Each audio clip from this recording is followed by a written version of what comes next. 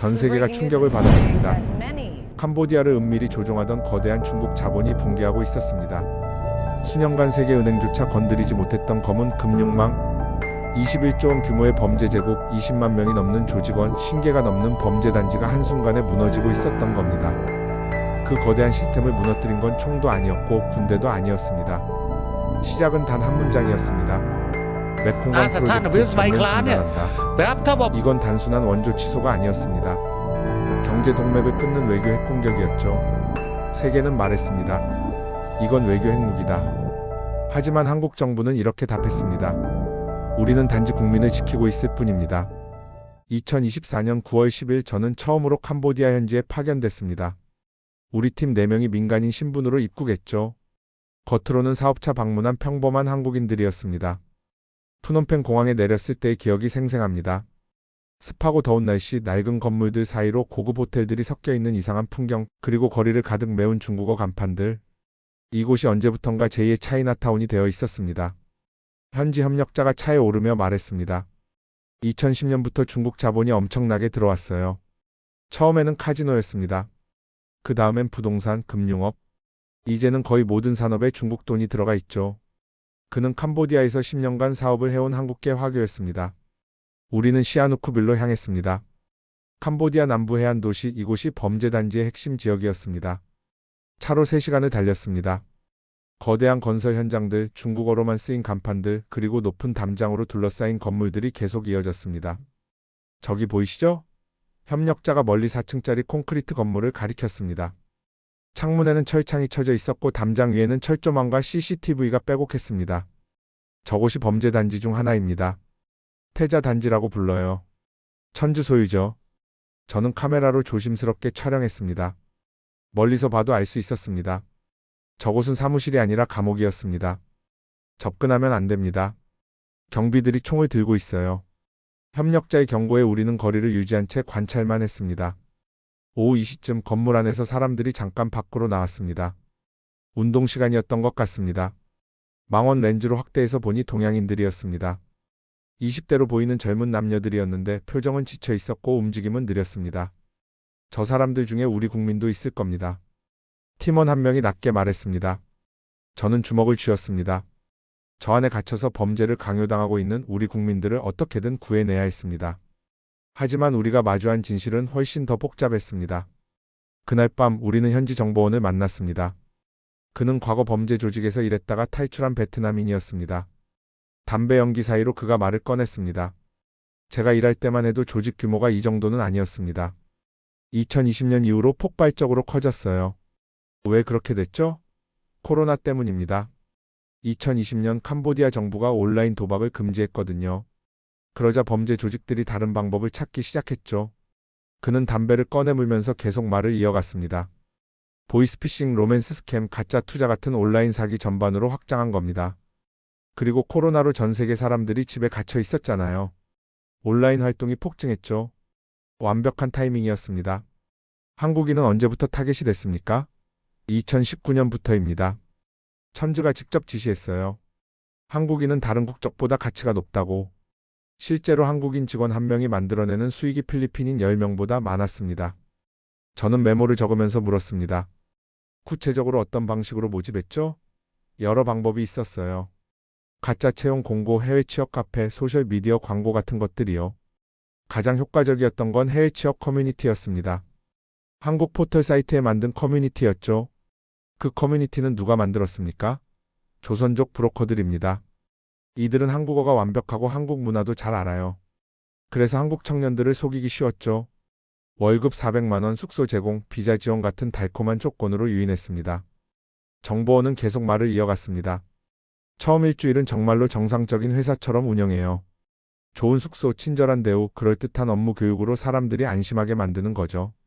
그런 다음 슬금슬금 본색을 드러냅니다. 폭행이나 감금은 케이스마다 달라요. 어떤 곳은 정말로 감옥처럼 운영합니다. 여권을 빼앗고 휴대폰을 압수하고 탈출하면 폭행하죠. 하지만 어떤 곳은 그럴 필요도 없어요. 왜죠? 사람들이 자발적으로 일하니까요. 저는 충격을 받았습니다. 폭력으로 강제하는 게 아니라 시스템으로 사람들을 범죄자로 만드는 것이었습니다. 월급을 주고 실적에 따라 보너스도 주고 직급 체계도 만들어줍니다. 마치 정상적인 회사처럼요. 그러면 사람들은 이게 범죄라는 걸 알면서도 계속 일합니다. 돈이 되니까요. 정보원은 쓴웃음을 지었습니다. 한국인들은 특히 이런 시스템에 잘 적응했어요. 목표 지향적이고 경쟁심이 강하고 조직 생활에 익숙하니까요. 어떤 한국인들은 아예 팀장까지 올라갔습니다. 아이러니죠. 한국 사회가 만든 경쟁 시스템이 범죄 조직에서도 그대로 작동하는 겁니다. 숙소로 돌아와서 저는 보고서를 작성했습니다. 그리고 마지막 문장을 이렇게 썼습니다. 그들은 한국인의 강점을 약점으로 만들었습니다. 하지만 역으로 우리는 한국 시스템의 힘으로 이들을 무너뜨릴 수 있습니다. 그리고 우리는 결정적인 정보를 입수했습니다. 하이종의 위치였습니다. 라오스 골든 트라이앵글 경제특구에 있습니다. 현지 정보망이 보낸 메시지였습니다. 골든 트라이앵글은 라오스, 미얀마, 태국이 만나는 국경지대로 과거 마약 밀매의 중심지였고 지금은 새로운 범죄 조직들의 은신처가 된 곳이었습니다. 확실합니까? 90% 확실합니다. 목격자가 있습니다. 저는 즉시 상부에 보고했습니다. 하지만 문제가 있었습니다. 라오스 당국과 협조가 가능하겠습니까? 어렵습니다. 골든 트라이앵글 경제특구는 중국 자본이 운영하는 곳입니다. 라오스 정부도 통제하지 못하는 지역이에요. 막막했습니다. 하이종의 위치를 알아도 손쓸 방법이 없었습니다. 그때 본부에서 지시가 왔습니다. 일단 하이종에 집중하지 말고 캄보디아 조직 자체를 타격하라. 압박을 강화하면 하이종도 결국 드러날 것이다. 맞는 말이었습니다. 우리는 전략을 바꿨습니다. 한국 정부는 공식적으로 캄보디아 정부에 강력한 협조를 요청했습니다. 외교 채널을 통해 훈센 총리에게 직접 전달됐죠. 한국 국민 보호는 우리의 최우선 과제입니다. 캄보디아 정부가 협조하지 않으면 양국 관계에 심각한 영향을 미칠 것입니다. 동시에 경제적 압박도 시작됐습니다. 한국은 캄보디아의 주요 투자국 중 하나였습니다. 우리 정부는 신규 투자를 중단하고 기존 프로젝트도 재검토하겠다는 입장을 밝혔습니다. 이게 외교의 힘입니다. 팀원 한 명이 말했습니다. 우리는 작은 나라가 아닙니다. GDP 세계 12위, 문화 강국, 기술 강국이죠.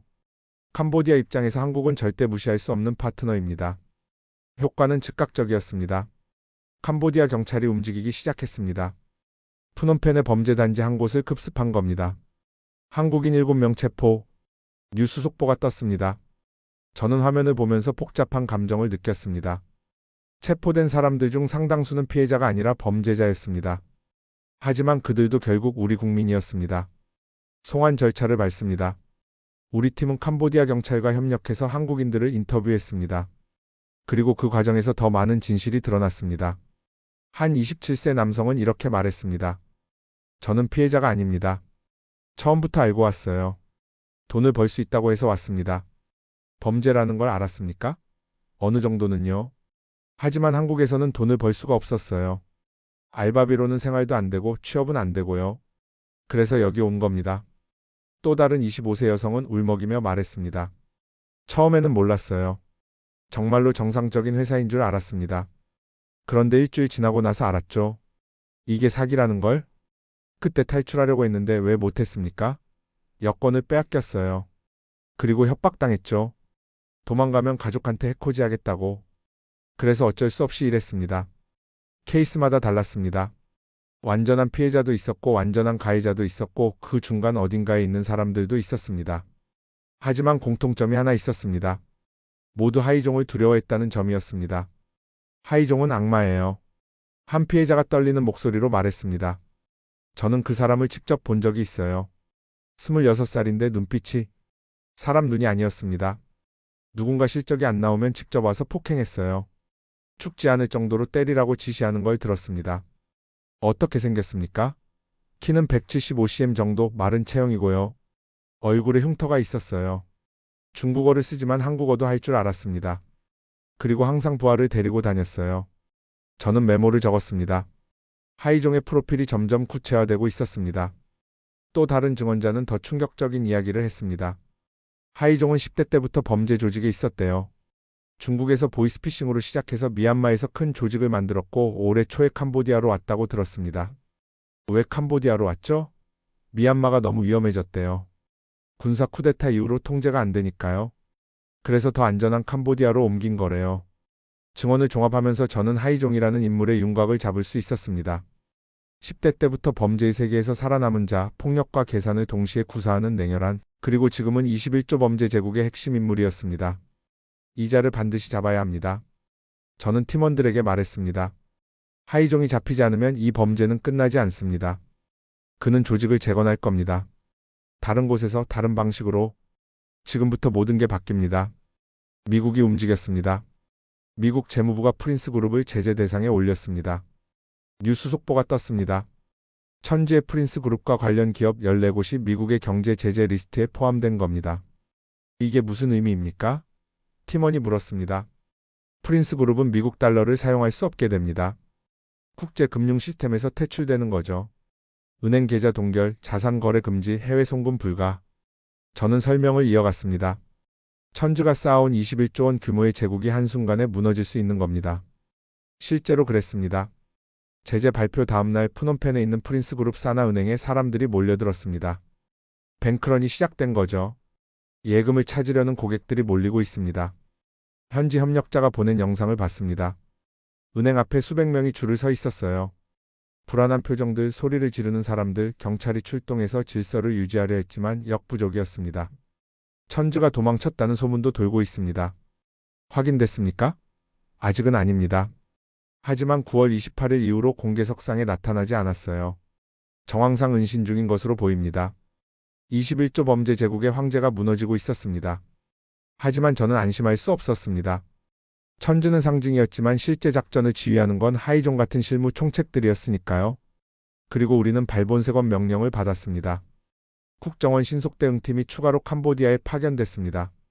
인원은 밝힐 수 없지만 이전보다 규모가 훨씬 커졌습니다.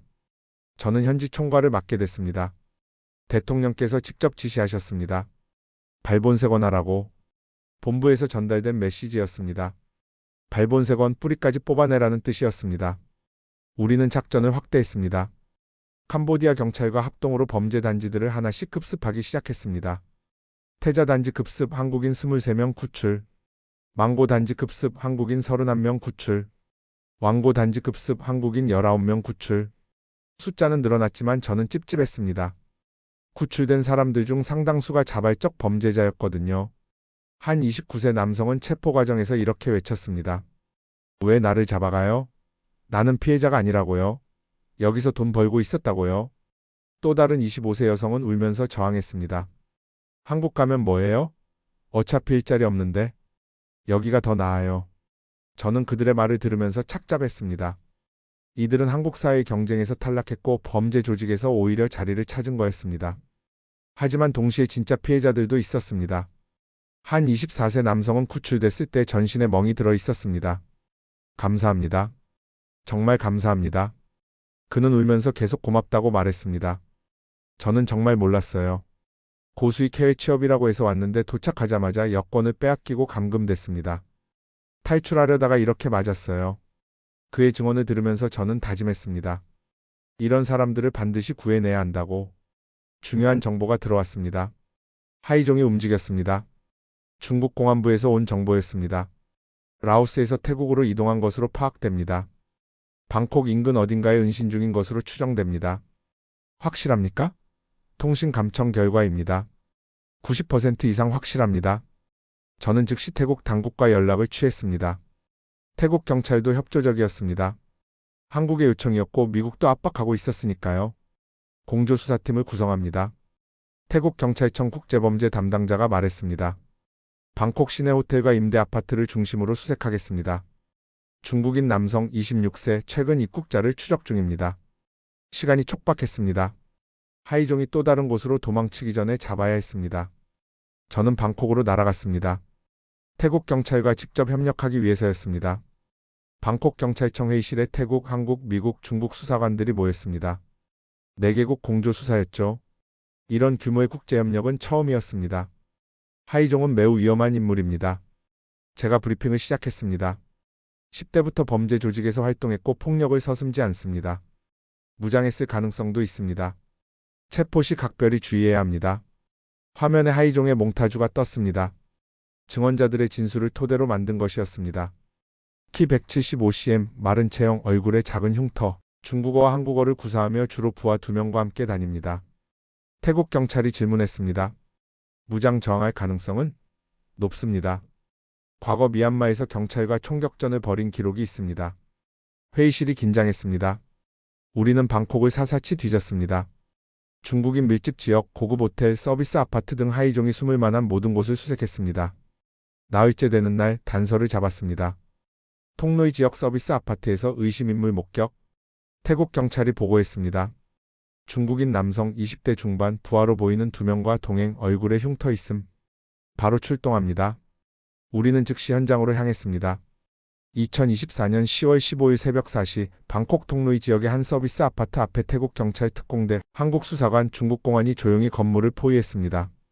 3층 305호 확인 완료. 돌입 준비. 긴장된 순간이었습니다. 돌입. 문이 부서지는 소리와 함께 경찰이 안으로 쏟아져 들어갔습니다. 엎드려. 움직이지 마. 순간 안에서 비명이 들렸습니다. 그리고 격투 소리가 이어졌죠. 확보. 확보. 3분 후 무전이 들려왔습니다. 하이종 확보. 반복한다. 하이종 확보. 저는 현장으로 뛰어들어갔습니다. 거실 바닥에 엎드린 남자, 수갑이 채워진 손, 얼굴 왼쪽에 작은 흉터가 있는 그가 하이종이었습니다. 당신이 하이종입니까? 그는 대답하지 않았습니다. 다만 차가운 눈빛으로 저를 쳐다봤을 뿐입니다. 26살 그의 눈빛에는 나이에 어울리지 않는 냉기가 서려 있었습니다. 동료 2명도 체포했습니다. 태국 경찰이 보고했습니다. 무기는 발견되지 않았습니다. 하지만 노트북과 휴대전화 다수 압수했습니다. 저는 하이종을 보면서 생각했습니다. 84일 캄보디아에서 라오스로, 라오스에서 태국으로 그를 쫓은 시간이었습니다. 그리고 마침내 잡았습니다. 21조 범죄 제국의 핵심 인물, 20만 명 조직의 총책, 수백 명의 한국인을 감금하고 범죄를 강요한 자를 말입니다. 송환 절차를 시작합니다. 저는 무전으로 보고했습니다. 하지만 이게 끝이라고 생각하지 않았습니다. 경험상 알고 있었으니까요. 범죄는 한 사람을 잡는다고 끝나지 않습니다. 시스템을 무너뜨려야 합니다. 그리고 정말로 도미노가 무너지기 시작했습니다. 하이종 체포 이후 모든 게 빠르게 무너졌습니다. 10월 23일 캄보디아 경찰이 푸놈펜 시내 호텔에서 로맨스 스캠 총책을 체포했습니다. 중국인 남성 34세로 하이종과 함께 조직을 운영했던 인물이었습니다. 천주의 측근 5명이 중국으로 도주하려다 캄보디아 공항에서 체포됐고 미얀마 당국은 한국인 9명을 구출했습니다. 범죄 조직이 캄보디아에서 미얀마로 옮기려던 인원들이었습니다. 숫자가 계속 늘어났습니다. 체포된 범죄자, 구출된 한국인, 폐쇄된 범죄 단지들, 집계된 수치를 보며 저는 놀랐습니다. 한국인 송환 총 247명, 체포된 범죄 조직원 127명, 폐쇄된 범죄 단지 12곳, 동결된 범죄 수익 약 3억 달러. 저는 이 숫자들을 보면서 생각했습니다. 이게 바로 시스템의 힘이구나. 개인이 아무리 뛰어나도 조직이 아무리 거대해도 국가 시스템 앞에서는 무력하다는 것을요. 한국이라는 나라가 움직이자 21조 범죄 제국이 한 달 만에 무너졌습니다.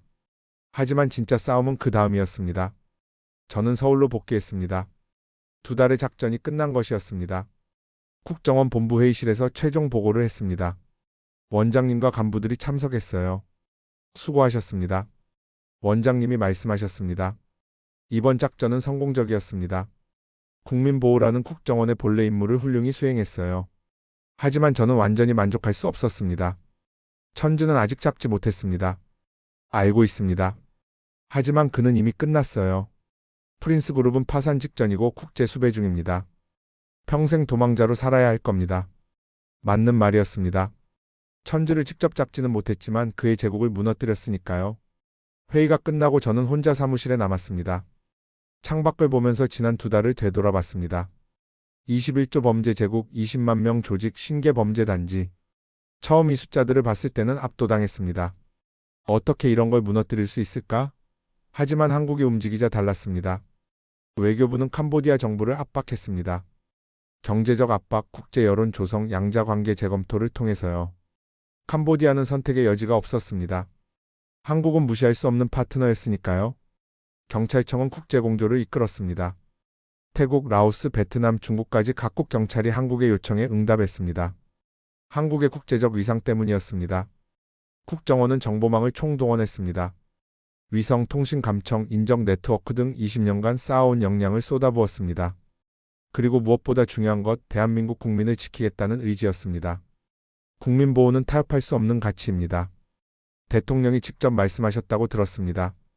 이 모든 것이 합쳐져서 21조 제국을 무너뜨렸습니다. 저는 문득 깨달았습니다. 이게 국가의 힘이구나. 범죄 조직은 강했습니다. 돈도 많고 사람도 많고 네트워크도 방대했습니다. 하지만 그들에게는 없는 게 하나 있었습니다. 정당성이요. 한국은 정당했습니다.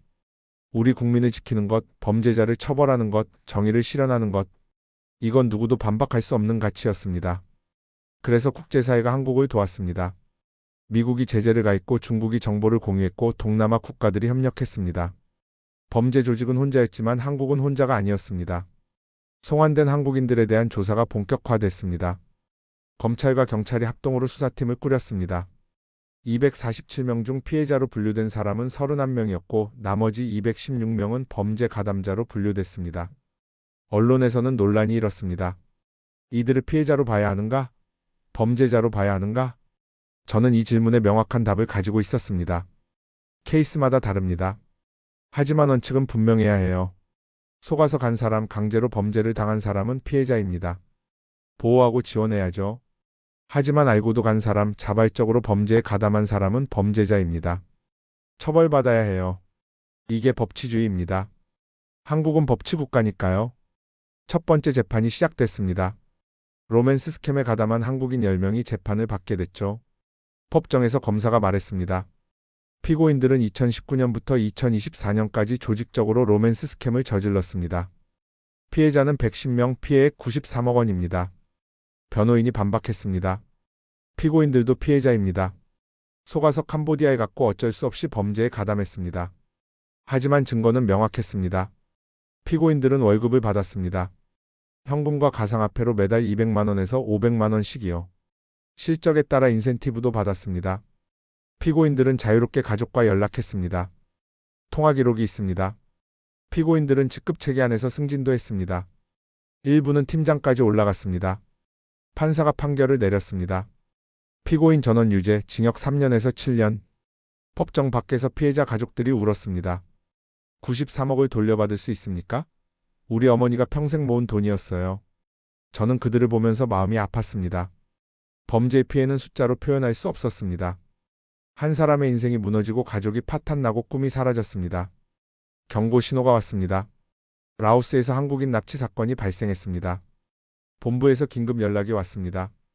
골든 트라이앵글 경제특구 3개월 전 하이종을 추적했던 바로 그곳이었습니다.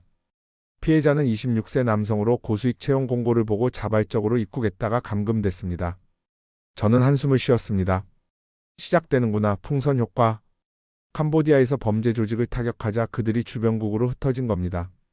라오스, 미얀마, 태국, 베트남 육로로 연결된 국경을 넘어 새로운 거점을 만들고 있었습니다. 예상했던 시나리오입니다. 저는 팀원들에게 말했습니다. 범죄 조직은 살아있는 유기체와 같습니다. 한 곳을 치면 다른 곳으로 이동하죠. 하지만 우리도 준비했습니다. 우리는 주변국 대사관에 경찰 인력을 증원했습니다. 라오스 2명, 베트남 3명, 태국 4명, 미얀마 2명씩이요. 그리고 각국 경찰과 한 라인을 구축했습니다. 라오스 당국과 즉시 협조합니다. 저는 다시 동남아로 날아갔습니다.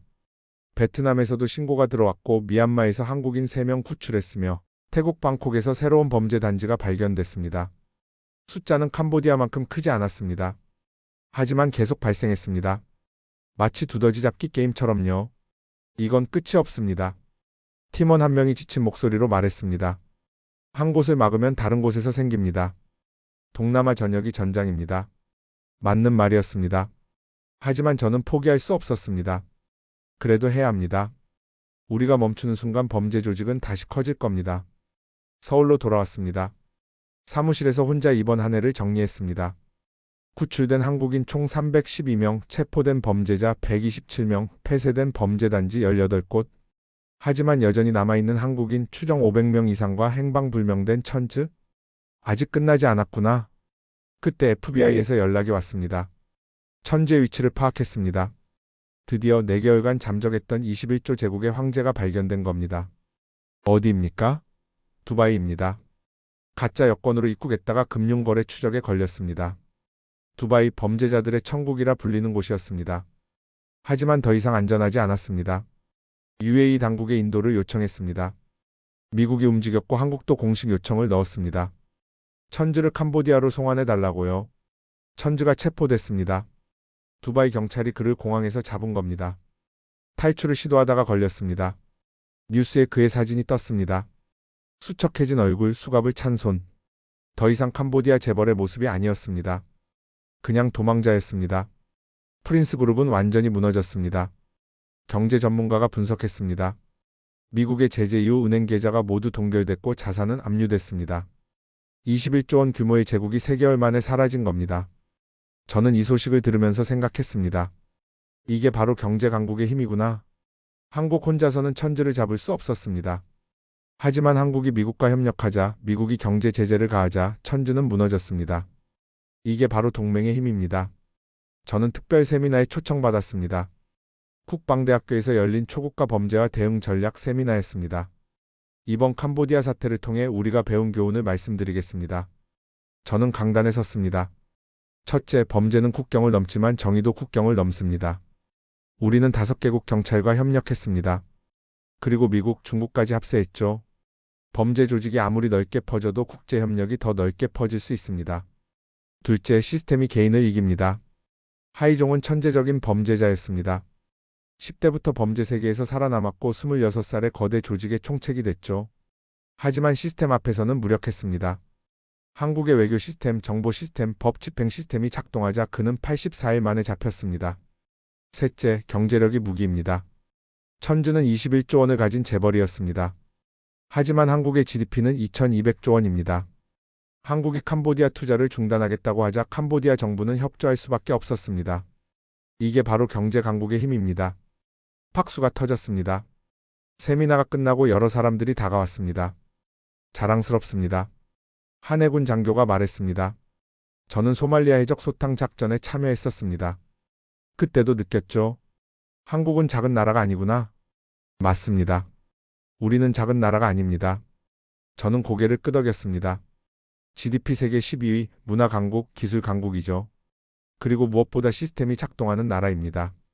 그날 밤 저는 오랜만에 일찍 퇴근했습니다. 한강공원을 걸으면서 생각에 잠겼습니다. 20년 전 제가 국정원에 들어왔을 때만 해도 한국은 지금보다 약했습니다. 국제적 영향력도 적었고 경제 규모도 작았습니다. 하지만 지금은 다릅니다. 한국이 요청하면 세계가 응답합니다. 미국이 제재를 가하고 중국이 정보를 공유하고 동남아 국가들이 협력합니다. 이게 바로 우리가 만든 나라구나. 저는 한강 다리를 보면서 생각했습니다. 625 전쟁 이후 폐허에서 시작한 나라, 70년 만에 선진국이 된 나라, 이제는 자국민을 전 세계 어디서든 지킬 수 있는 나라. 범죄 조직들은 한 가지를 몰랐습니다. 저는 혼잣말처럼 중얼거렸습니다. 한국이라는 나라를 건드리면 어떻게 되는지를요. 그들은 한국의 약점만 봤습니다. 취업난, 경쟁사회, 돈에 굶주린 청년들 같은 것들이요. 하지만 강점을 보지 못했습니다. 강력한 외교력, 첨단 정보 능력, 국제적 위상, 그리고 무엇보다 국민을 지키겠다는 나라의 의지를요. 21조 제국이 무너진 이유입니다. 저는 확신했습니다. 앞으로도 범죄 조직은 한국을 노릴 겁니다. 쉬운 먹잇감으로 보일 테니까요. 하지만 그들은 배우게 될 겁니다. 한국은 만만한 나라가 아니라는 것을, 한국인을 건드리는 순간 대한민국이라는 시스템 전체가 움직인다는 것을, 그리고 그 시스템 앞에서는 아무리 거대한 범죄 제국도 무너진다는 것을요. 이게 바로 대한민국입니다. 여러분께서 이 영상을 보고 계시다면 지금 이 순간에도 우리 정부는 움직이고 있습니다. 해외에서 위험에 처한 국민을 지키기 위해서, 범죄 조직을 무너뜨리기 위해서요. 국가는 국민을 포기하지 않습니다. 구독과 알림 설정으로 다음 이야기도 함께 해주십시오. 감사합니다.